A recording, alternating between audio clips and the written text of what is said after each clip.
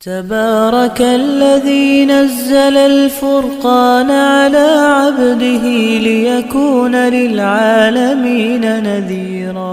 بسم اللہ الرحمن الرحیم۔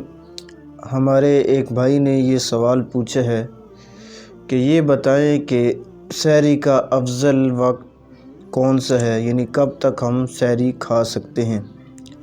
تو سحری کا افضل وقت جو کیلنڈر کے مطابق جو ٹائم ہے اس سے 1 منٹ پہلے جو ہے سحری کھا سکتے ہیں، اور یہ افضل ٹائم ہے۔ اس ٹائم آدمی کو روزہ بند کر دینا چاہیے۔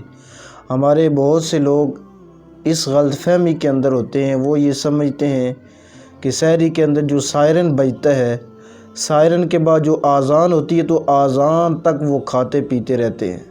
حالانکہ یہ اس طریقے سے اگر کوئی آدمی کا معمول ہے تو اس کو اپنے روزوں کی قضا کرنی چاہیے۔ یہ کیلنڈر کے مطابق جو ٹائم ہے یہ ہمارے لیے جو ہے اس کو دیکھنا چاہیے، لیکن یہ بھی 100% ہم ان کو نہیں کہہ سکتے یہ ٹھیک ہے۔ اس لیے علماء نے کہا کہ 1 منٹ پہلے آدمی کو احتیاطاً روزہ جو ہے وہ بند کر لینا چاہیے۔ لیکن اگر کوئی آدمی جو ہے کسی دن تاخیر ہو جاتی ہے، لیٹ جو ہے سحری کر رہا ہوتا ہے، تو اس کے لیے 1 منٹ کی تو گنجائش علماء نے دی ہے۔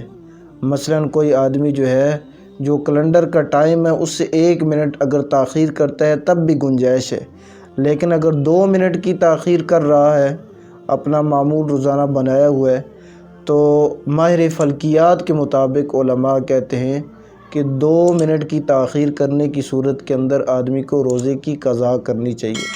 اس لیے ہمیں یہ مسئلہ اچھی طرح خود بھی سمجھنا چاہیے اور دوسرے مسلمان بہن بھائیوں کو یہ مسئلہ سمجھانا چاہیے۔ اللہ تعالی ہمیں دین کے مسائل کی صحیح سمجھ عطا فرمائے۔